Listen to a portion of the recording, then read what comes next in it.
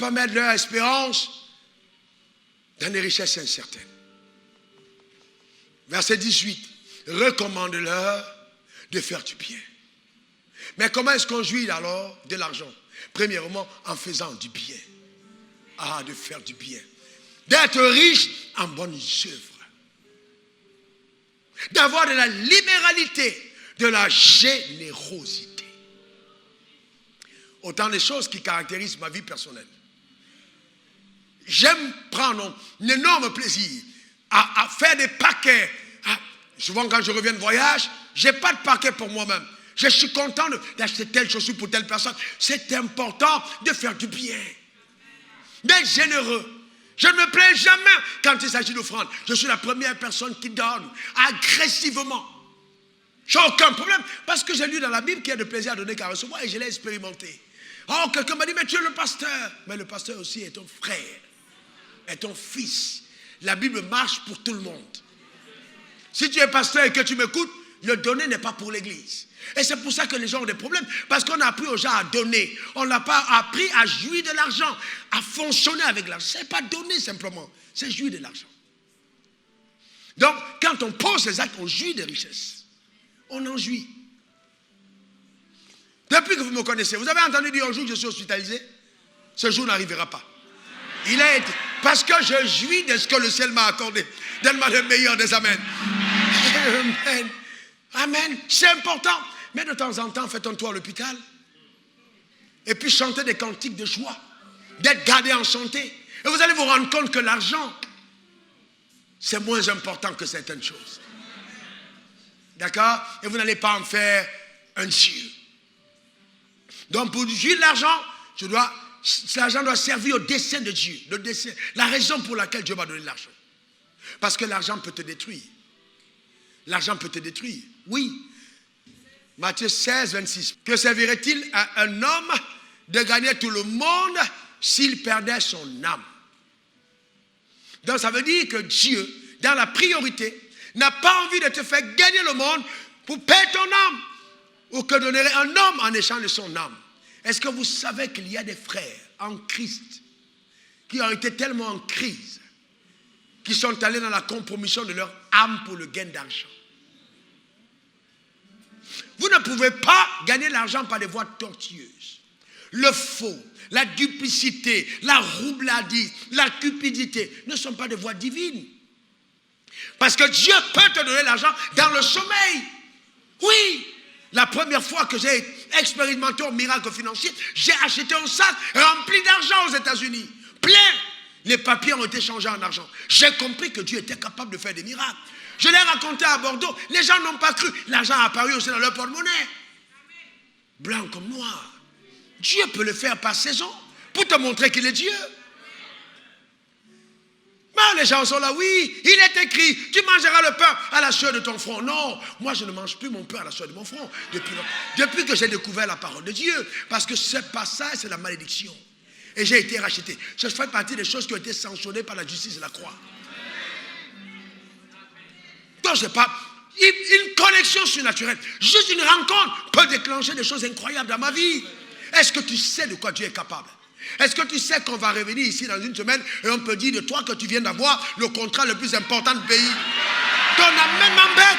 Est-ce que tu sais de quoi tu es capable? Dieu est capable de le faire. Une seule connexion, une seule rencontre. Oh, si Dieu te montre ton avenir, si toutes les pages pour t'amener en 2022, tu vas avoir le cœur dilaté de bonheur. Ça peut être tellement fort que ça te conduit en AVC temporaire. C'est pour ça qu'il te cache certaines choses, pour t'accommoder à la croissance, afin que tu sois à même de pouvoir goûter à ce que le ciel te réserve. Et il dit, mon petit troupeau ne crains point, c'est de mon bon plaisir de te donner le royaume.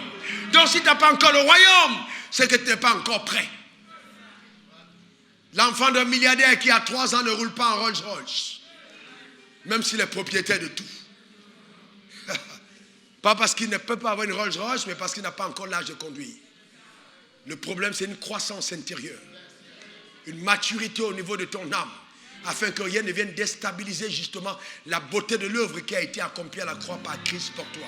Tu as tellement de prix aux yeux de Dieu qu'il n'y a rien d'autre de prix qui peut donner pour pouvoir te sortir de ce chemin glorieux. Est-ce que quelqu'un comprend de quoi je parle? C'est très important. Regardez Luc 9, verset 25. Luc 9, 25. Que servirait-il à un homme de gagner le monde s'il se détruisait ou se perdait lui-même? Alors, je peux vous donner des témoignages des gens que j'ai connus qui ont été détruits et perdus par l'argent. Détruits, ruinés. Ils sont devenus alcooliques. Ils sont devenus légers. J'ai vu des prédicateurs enflammés qui étaient passionnés pour Dieu. Maintenant, ils viennent, ils parlent et puis le rotent. Il n'y a plus de temps de prier. Ils ont été tellement emportés par les effluves de la richesse qu'ils n'ont plus le temps d'être dans la présence de Dieu. Ça, c'est quoi? C'est la pauvreté. Frère, c'est la pauvreté. Voyez-vous, c'est la pauvreté. Ce n'est pas la richesse. La vraie richesse, justement, nous rapproche davantage de Dieu.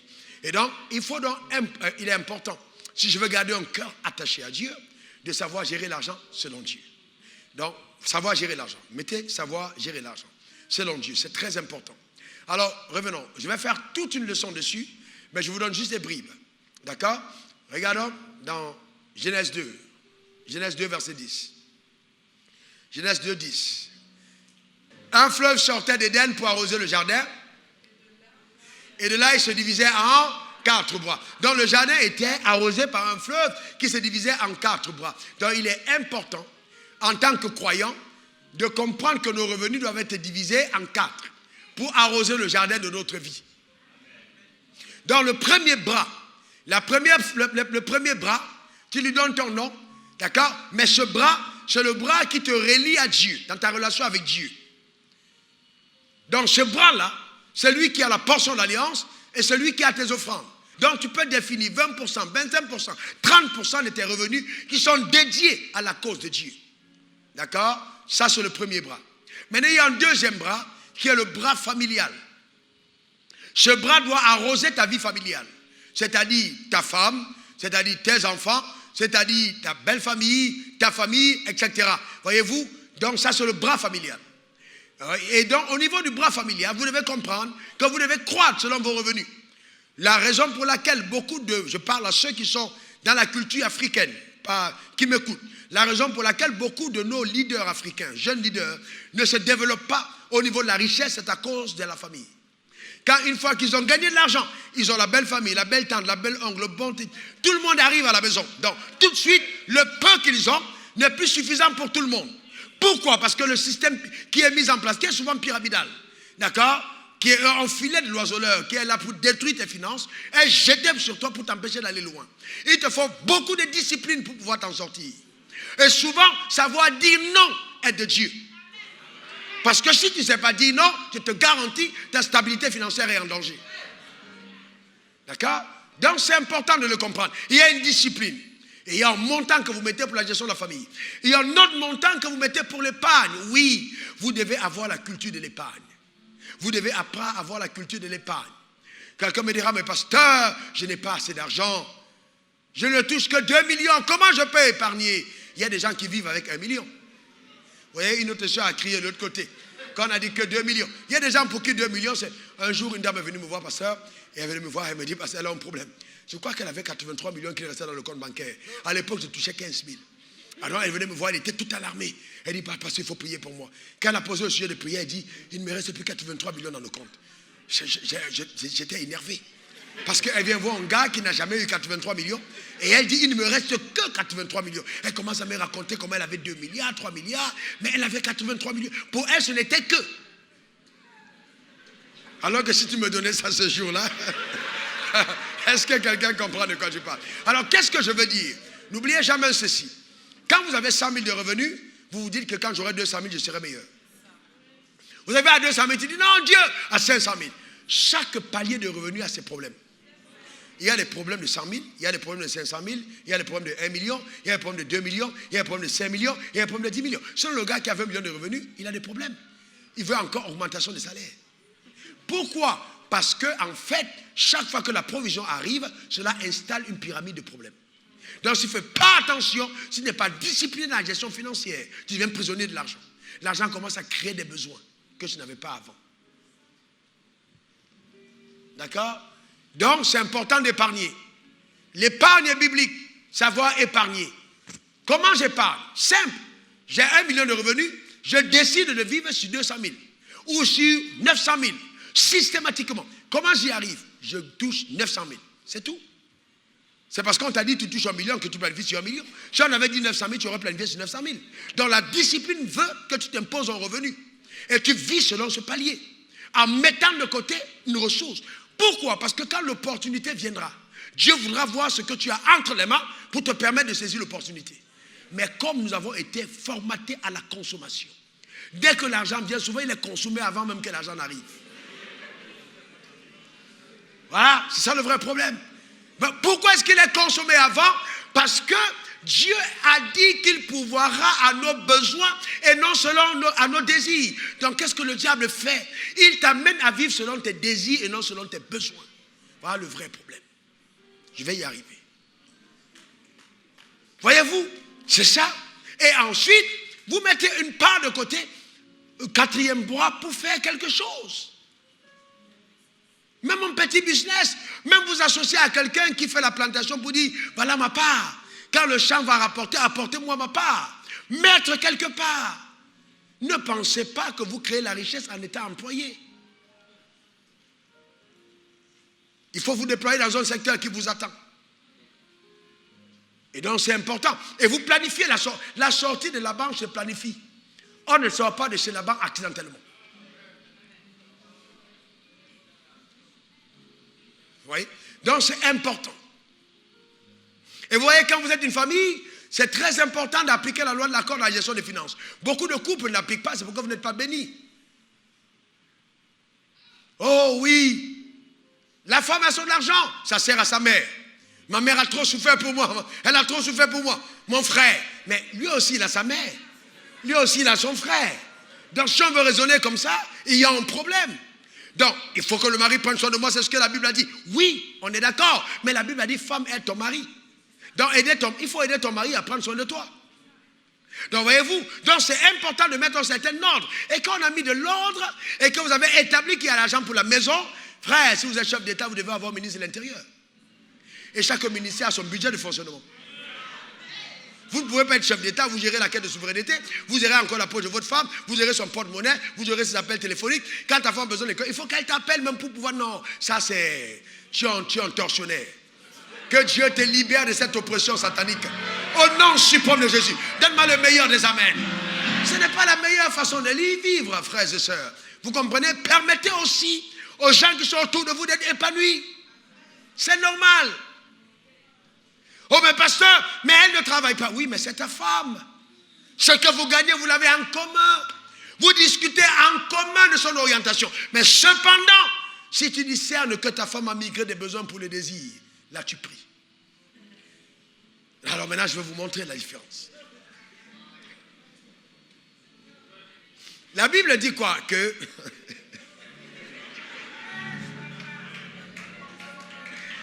La Bible dit, regardez ce que la Bible dit. Regardez ce que la Bible dit, Matthieu 6, verset 32. Car toutes ces choses, ce sont les païens qui les richessent. Votre Père céleste sait que vous en avez besoin. D'accord? Cherchez premièrement le royaume et la justice de Dieu, et toutes ces choses vous seront données par-dessus tout.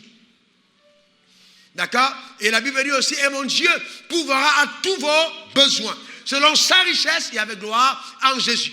Donc, quand Dieu veut pouvoir à ta vie, écoute-moi attentivement, il pourvoit à tes besoins, pas à tes désirs. Quelle est la différence entre le besoin et le désir? Le besoin, c'est ce dont j'ai besoin. Alors que le désir, c'est de la vanité.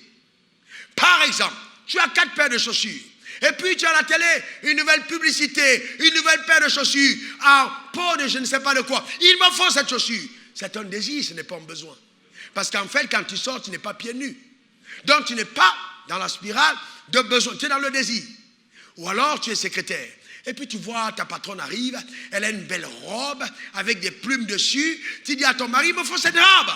Et parce que tu as piqué le nom quelque part, on achète la robe. Mais hélas, toi tu ne sais pas que ce genre de robe-là, on souffle la robe, on ne lave pas. Tu n'as pas appris, tu ne sais pas ce que c'est.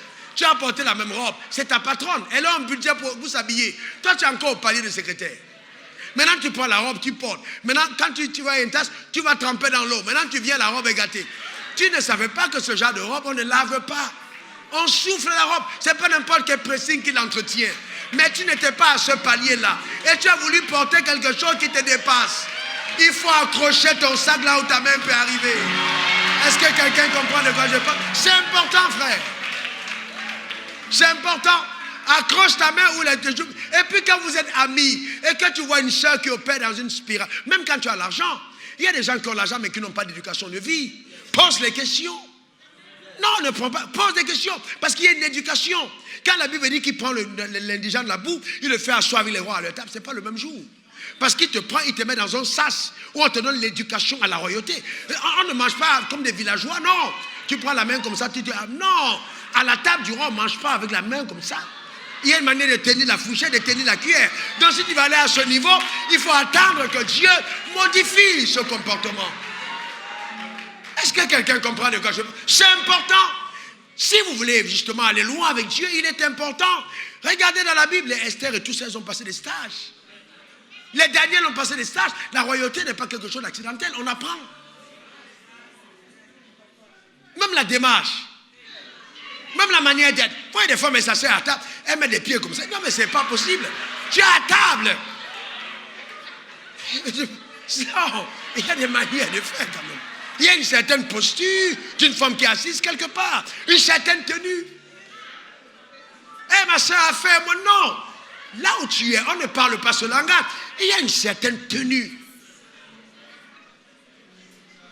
Et après vous dites que non, voilà ces pasteurs, ils passent leur temps à endoctriner les gens. Parce que vous ne voulez pas écouter les conseils.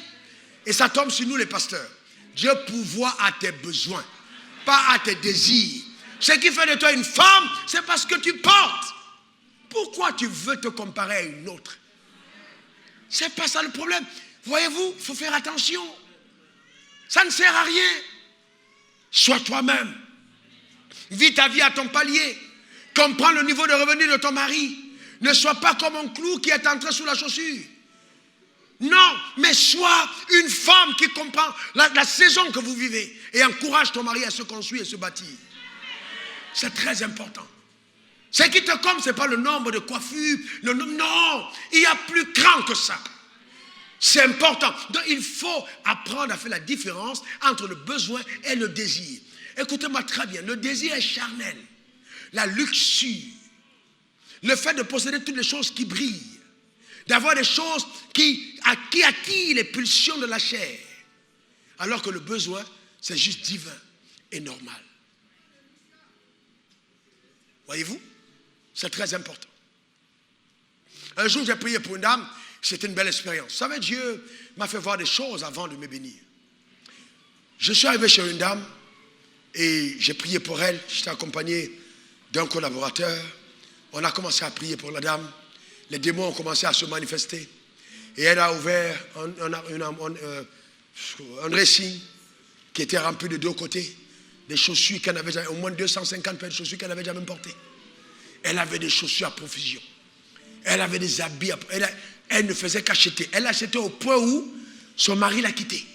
Mais aucun homme ne peut vivre avec une femme qui est une censure financière. Tout l'argent qui fait que pomper. À un certain moment, le gars va partir. Donc le gars est parti parce que vous savez, rien ne vous épanouit à partir de ce moment-là. Vous êtes défini sur les biens. Elle avait cette maladie terrible de l'âme. Et à un moment, elle a commencé à être malheureuse. On allait prier pour elle. Le démon est sorti, il a parlé. Dès que son argent arrive, l'argent est parti. Voyez-vous, tu as un iPhone 7. On a annoncé l'iPhone 10. Tu es dans la guerre avec ton mari. Il me faut le 10. Tu as le portable, c'est pour appeler ou c'est pour quoi d'autre? Le vrai problème, c'est ça en fait.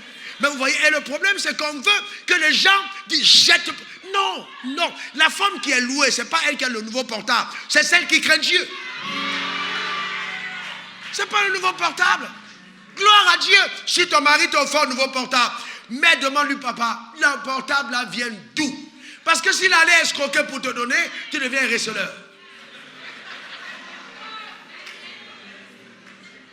Mais sérieusement, nous sommes enfants de Dieu. Mettons-nous au-dessus. Dis à ton voisin, je pense que le pasteur a raison.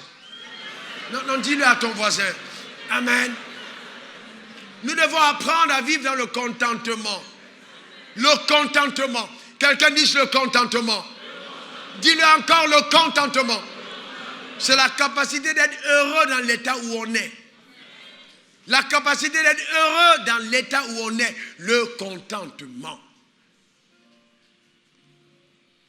Pourquoi est-ce qu'à l'ambassade des États-Unis et de France, les gens sont si stressés?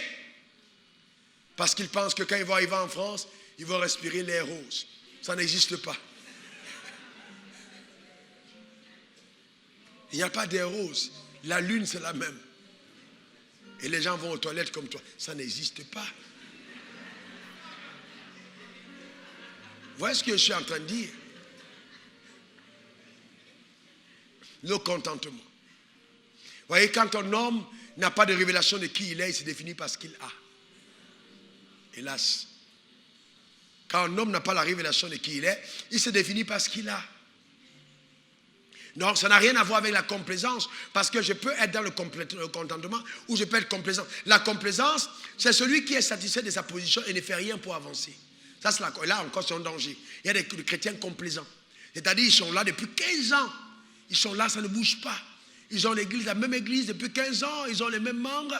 Et puis, bah, ils sont là, ils ont le même business qui a vieilli, les murs. Donc non, ça, ce n'est pas le contentement, c'est la complaisance. Parce que tout ce qui est né de Dieu croît, se développe, grandit. Mais il faut apprendre à se réjouir à l'étape où on est. C'est tout. Sachant que Dieu, par sa grâce, nous amènera là où il a promis nous conduire. Et donc, même quand nous n'avons pas encore vu ce que Dieu a annoncé, nous sommes heureux d'être avec lui. C'est ça le contentement. Chanter des cantiques, même quand il y a du pain rassis et du sucre à manger. Je suis passé par là. C'est pas détourner le visage. Vous voyez, les gens ils arrivent à l'église. Ouais, mon frère, qu'est-ce? Ça ne va pas, ça ne va pas. Ben, comme si le sentiment de pitié allait changer quelque chose. Dans la vie, je vais vous donner un secret. Il ne faut jamais faire pitié.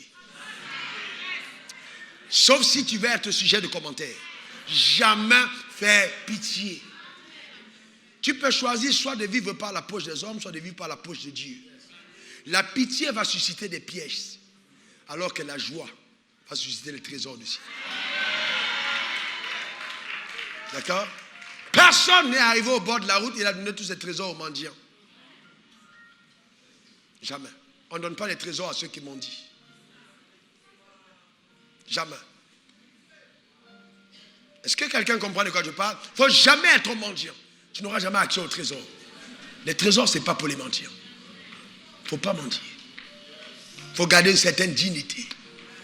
D'accord? C'est très important d'être digne. Il m'est arrivé de faire des kilomètres à pied, rentrant chez moi sans transport, mais sans me plaindre. En un certain moment, il y a une certaine dignité de votre vie. Il ne faut pas être là tout le temps dès que le gars regarde ça. Il faut que tu sois là parce qu'il faut qu'on te dépose. On te dépose. En un certain moment, certaine dignité. C'est important. Une certaine propriété dans la conduite. D'accord? C'est très important. Très important. Regardez ce que la Bible dit en Timothée 6, 6 à 10. C'est en effet une grande source de gain que la piété dans le contentement. La piété dans le contentement. Car nous n'avons rien à porter dans le monde, il est évident que nous ne pouvons rien emporter. Si donc nous avons la nourriture, le vêtement, cela nous suffira. Mais ceux qui veulent s'enrichir tombent dans la tentation, voyez-vous, dans le piège, dans beaucoup de désirs insensés et pernicieux qui plongent les hommes dans la ruine et la perdition. Car l'amour de l'argent est une racine de tous les maux. Et quelques-uns, en étant possédés, voyez-vous, étant possédés de l'amour de l'argent, se sont égarés, loin de la loi. Ils se sont jetés eux-mêmes dans bien de tourments. C'est à cause de l'amour de l'argent qu'on a des gens qui se prostituent. Même des sœurs en Christ. La prostitution, ce n'est pas jeter le foulard au bord de la route. Sortir avec un homme qui prend soin de toi, tu es une prostituée. D'accord? Le détournement des deniers publics, la division des églises, les fausses prophéties, la vente de mouchoirs et d'huile, tout ça c'est la prostitution. Mais pourquoi? À cause de l'amour de l'argent. Non, frère, ça, ce n'est pas ta portion. Je déclare que ce n'est pas ton partage. Au nom suprême de Jésus, donne-moi le meilleur des amens. Ton amen m'embête, dis encore amen. Regardez Philippiens 4, versets 11 à 13. Ce n'est pas en vue de mes besoins que j'ai dit cela, car j'ai appris à être content de l'état où je me trouve. Voyez-vous, ça s'appelle le contentement. J'ai appris à être content de l'état où je me trouve. Je sais vivre dans l'humiliation, je sais vivre dans l'abondance, et tout et partout, j'ai appris à être rassasié et être dans la disette. Je puis tout par celui qui me fortifie. Donc ça veut dire que Christ, justement, quand il est en nous, quelque chose qu'on traverse, je puis tout. Pourquoi est-ce que beaucoup de femmes quittent leur mari quand ils perdent leur salaire? Parce qu'on n'a pas appris à vivre dans le contentement. Et donc, si Dieu te faisait transiter par une épreuve de désert pour t'amener à la position qui est la tienne, si la grâce d'Abraham, la bénédiction d'Abraham te fait passer par la vallée de l'ombre de la mort, est-ce que tu vas tenir le cap? Est-ce que tu vas tenir le coup? Est-ce que tu vas encore être là en disant, oui, je crois qu'il y a une promesse rattachée à la vie de cette personne? J'ai vu des personnes qui ont pensé que non, il doit être maudit, il faut que je le laisse, il n'y a plus rien. Non! Attention, attention et attention. Nous devons être des enfants de Dieu. Les enfants de Dieu, c'est aussi savoir être dans le contentement, savoir espérer, croire en Dieu, même quand les choses vont mal. Continuer de croire que Dieu soit capable de faire des choses extraordinaires. Les gens qui ne vivent pas dans le contentement, regardez, ils sont dans la convoitise. Tu vois quelqu'un arrive, moi j'aime bien voir les gens bien habillés, j'aime bien voir les gens bénis. Eh bien, il est béni, alléluia. Je n'ai pas à désirer ce qu'il a. Je rends grâce à Dieu. Mon Dieu me montre sa fidélité par la vie de mon frère. Gloire à Dieu. Je suis content. J'ai toujours été comme ça. Jamais dans l'envie, jamais. Personne ne vous dira, cet homme m'a demandé 1 centime. J'ai vécu avec 15 000 francs de salaire pendant 2 ans. Donc je sais de quoi je parle. Sans demander 1 centime à qui que ce soit. Je dis en direct, la terre entière m'écoute. C'est justement parce que j'ai appris à me réjouir dans l'état où j'étais, sachant que Dieu est fidèle. Est-ce que vous me comprenez? C'est très important. C'est très important. Nous devons développer cette attitude. Quelqu'un peut venir à l'église, dès qu'il rend un témoignage, Dieu m'a béni. À la sortie, il y a une conversion de personnes comme on dit, oh frère, donne-moi, prête-moi tel âge. Non. Les gens qui ne savent pas vivre le comportement sont toujours endettés. Est-ce que vous savez que l'endettement n'est pas une voie divine? Je vous le dis sérieusement. Des personnes qui vont tout le temps demander des emprunts. Même pas pour investir. Comment tu peux demander qu'on te prête l'argent pour acheter une chaussure? C'est une malédiction. Tu demandes l'argent pour acheter une chaussure? Mais comment tu peux être endetté pour des choses pareilles? Alors que tu as déjà 2 paires de chaussures. Pourquoi il te faut une 3e? Et souvent, il y a le feu. Pas parce que Dieu veut te brûler. Il y a le feu parce que Dieu veut attirer ton regard vers lui. Tu es tellement occupé que tu ne pries plus. Tu ne jeûnes plus. Dieu veut parler pour que ton entreprise passe à un autre niveau. Mais tu es trop pris. Alors il dit, bon, ok. La seule solution, Ange Gabriel, envoie Michael combattre un peu sa société. Comme c'est là-bas qu'il y a son cœur, mettez le feu. Mais le feu, en fait, ce n'est pas pour brûler ta société. C'est pour que tu t'arrêtes et que Dieu te parle.